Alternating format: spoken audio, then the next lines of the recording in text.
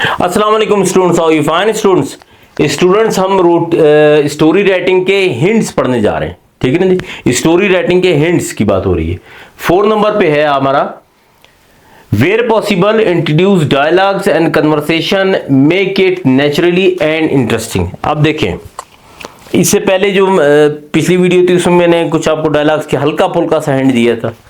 यहां पर यह है कि आपने उसको पॉसिबल बनाना है कि डायलॉग और कन्वर्सेशन हो और नेचुरली हो, ठीक है। ऐसे ना हो कि आपको लगे कि आपने रीडर को लगे कि आपने ऐसी बस मुंह उठा के लिख दी, मतलब ऐसी फालतू फंड की बात हुई। बस अगर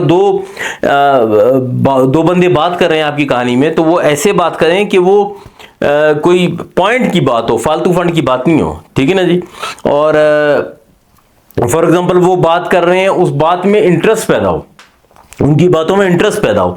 आपने रीडर को पकड़ लेना है, रीडर की आईज आपका हाथ आपकी उसकी आईज पे होना चाहिए कि आपने इतना तेज इतना ग्रैब कर लिया उसकी व्यू को, उसके व्यू ऑफ साइड को इतना ज्यादा ग्रैब आपने कर लिया कि अब वो बेचारा कहीं जा ही नहीं सकता। वो चाहे बगैर, अगर उसने मजबूरी में फॉर एग्जांपल उसने डोर बेल हो गई या किसी ने आवाज दे दी, कुछ हो गया, अगर उसको जाना पड़ गया तो वो उसको उल्टा करके जाए, बल्कि कोई इस पर बुक मार्क लगा के जाए कि मैं वापस आके यहीं शुरू करता हूं।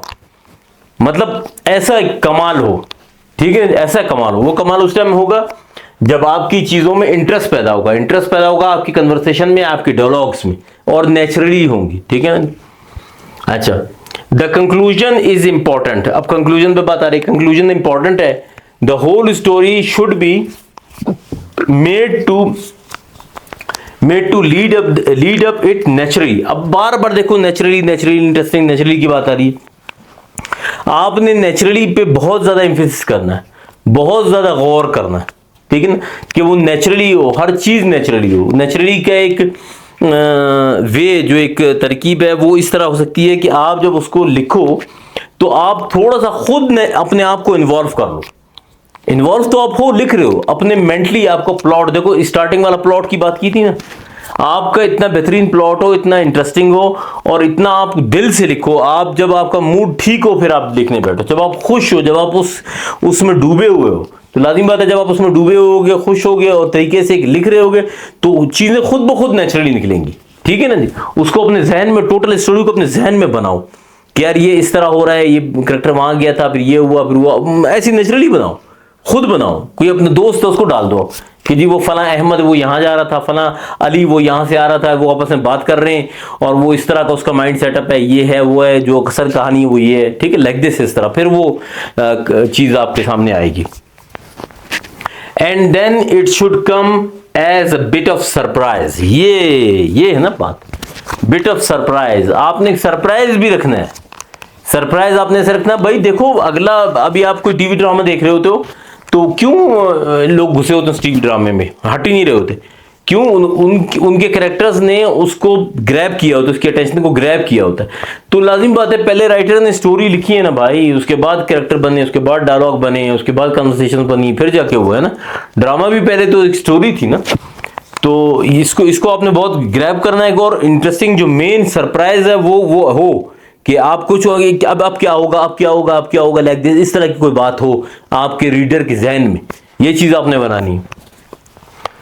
If you ask to give a title of the story, अगर अब ये स्टूडेंट की बात आ गई, स्टूडेंट्स को मोस्टली दिया जाता है, बहुत इंपॉर्टेंट पार्ट है, यकीन मानिएगा, जस्ट फॉर स्टूडेंट, कि अगर आपसे पूछा गया है कि आप टाइटल ऑफ द स्टोरी दें तो आप क्या करेंगे? अक्सर होता है ना, ठीक है। यू मे चूज, अब बड़े इंपॉर्टेंट पॉइंट आ रहा है, you may choose a main character. अब देखें 3 चीजें, you may choose a main character, object और इंसिडेंस। देखें जो भी स्टोरी आपको एग्जाम में दी गई है उसमें कोई कैरेक्टर तो होगा ना, लाजमी कैरेक्टर के ऊपर लिखी होगी, भले से वो क्रो ही हो, भले से वो फॉक्सी हो, कोई भी हो, लेकिन कैरेक्टर तो है। या तो आपका कैरेक्टर होगा मेन, या तो आपका ऑब्जेक्ट होगा। ऑब्जेक्ट मतलब जिस चीज के ऊपर, फॉर एग्जांपल थर्स्टी क्रो की चलो एक बात करते हैं, फेम बहुत ही फेमस, उस थर्स्टी क्रो में जी वो पिक्चर के पास पहुंचा था ना, यहां तो मेन कैरेक्टर आपका क्रो है, लेकिन ऑब्जेक्ट में एग्जांपल दे रहा हूं कि ऑब्जेक्ट कैसे होता है। ऑब्जेक्ट वो पिक्चर है, जिस पिक्चर के पास वो पहुंचा है, वो घड़ा जिसमें पानी था। और इंसिडेंट्स देखें, अब यहां पर देखें, यहां कैरेक्टर भी रह गया, ऑब्जेक्ट भी रह गया। मतलब इंसिडेंट्स कितना इंपॉर्टेंट था। इंसिडेंट्स था ही वही थर्स्टी क्रो, मतलब कि एक प्यासा कबाब, प्यास, ठीक है ना, प्यास था आपका इंसिडेंट्स। वो था ऐसे चीज जिसकी, उस प्यास की वजह से, उस थ्रस्ट की वजह से तो पूरी स्टोरी बन गई भाई, ठीक है ना। ये उस टाइम जब आपसे ये पूछा जाए कि आपने वो देना है, हेडिंग देनी है, टाइटल देना है। अच्छा, इंस्टेड स्टोरी और प्रोवर्ब, ये एक और बात आ गई। और अ प्रोवर्ब और well known quotation that suits the story.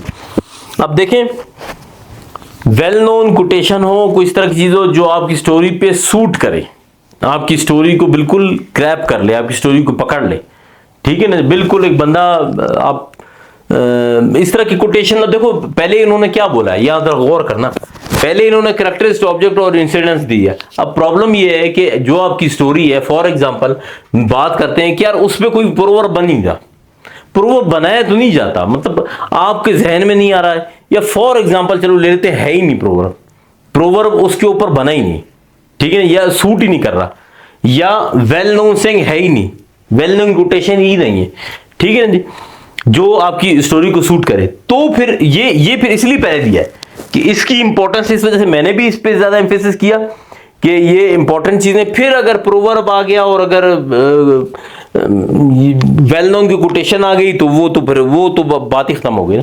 वो तो लाजमी आप लिख दोगे, अगला बंदा पकड़ लेगा उस चीज को कि यार ये सही उसके दिया गया।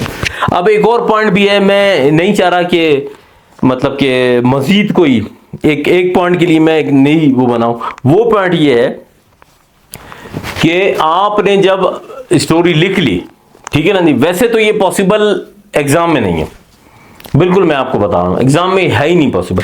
उस सूरत है, देखो एग्जाम भी टाइम, गिवन टाइम दिया हुआ जी 3 आवर्स या 2.5 आवर्स, उसमें आपने करना है। अभी उसमें कहाँ टाइम है कि यार एक अलग पेज ले जाओ, उस पर स्टोरी लिखो, फिर उसको पढ़ो, फिर उसमें से पॉइंट्स निकालो, नहीं है। ये तो एक उस बंदे के लिए। देखो मैं अभी इस वीडियो में, जैसे प्रीवियस वीडियो में बात कर रहा था ना कि वो क्या नाम है, वो जो नए राइटर हैं, अब ये पॉइंट उन नए राइटर्स के लिए है, ये पॉइंट स्टूडेंट के लिए नहीं, क्योंकि स्टूडेंट बेचारों के पास तो टाइम ही नहीं होता ना, 3 घंटे में भाई आप क्या करोगे। खैर, वो ये है कि जब आप कंक्लूड करने लगे, जब आपने स्टोरी लिख ली, तो उसको एक क्रिटिकल निगाह से पढ़ें, अपना क्रिटिक खुद करें, अपना एहतिसाब खुद करें। आप बैठ जाएं, आप समझे जो आपने लिखी नहीं है और जो आप पढ़ रहे हैं ना, बस ये आपने इसको मतलब चीर फाड़ करनी है इसकी, आपने इसको तितर बितर करना है। तो लाजिम बात है, फिर आप लाजिम बात है जो फालतू चीजें वो आप निकालेंगे, फालतू चीजें उसको आप निकाल देंगे, और जो इंपॉर्टेंट चीजें हैं वो आप उसमें इन करेंगे। इन क्या करेंगे, जो इंपॉर्टेंट चीजें हैं वो हाईलाइट हो जाएंगी। तो ये राइट डाउन, इसके बाद इंशाल्लाह ताला एक ये मेरे ख्याल है शायद इसकी सेकंड लास्ट वीडियो है। एक स्टोरी भी आपको बतानी है, क्योंकि जो चीज़ें मैंने आपको पढ़ाई हैं लाजिम बात है वो एग्जांपल, ये तो एग्जांपल लाजिम बात है आपके सामने होगी, तो फिर आप कुछ कर सकोगे ना इंशाल्लाह ताला। नेक्स्ट वीडियो मेरी एक एग्जांपल के ऊपर होने वाली है। एक पॉइंट जिसको मैं बार बार कह रहा हूँ रह गया तो वो मैंने बयान कर दिया, ठीक है ना, वो मैंने बयान कर दिया। असल में फॉर एग्जाम्पल अभी एक पॉइंट के लिए मैं दूसरी एक वीडियो बनाऊं तो वो थोड़ा सा देखने वाले के भी हेक्टिक हो जाएगा, और वो मैंने आपको बयान कर दिया कि जब आप लिखेंगे तो उसको आपने एक बार रीडिंग जरूर देनी है उसको। मेरा ख्याल चीज़ आपको समझ आई होगी, आपने लर्न किया होगा, अच्छा लर्न किया होगा, और कुछ आपने गेट किया होगा। इंशाल्लाह ताला will be good for your future. Thank you very much. इसके बाद इंशाल्लाह ताला नेक्स्ट वीडियो में हम एक एग्जांपल देखेंगे, ठीक है। Thank you very much. अस्सलाम वालेकुम।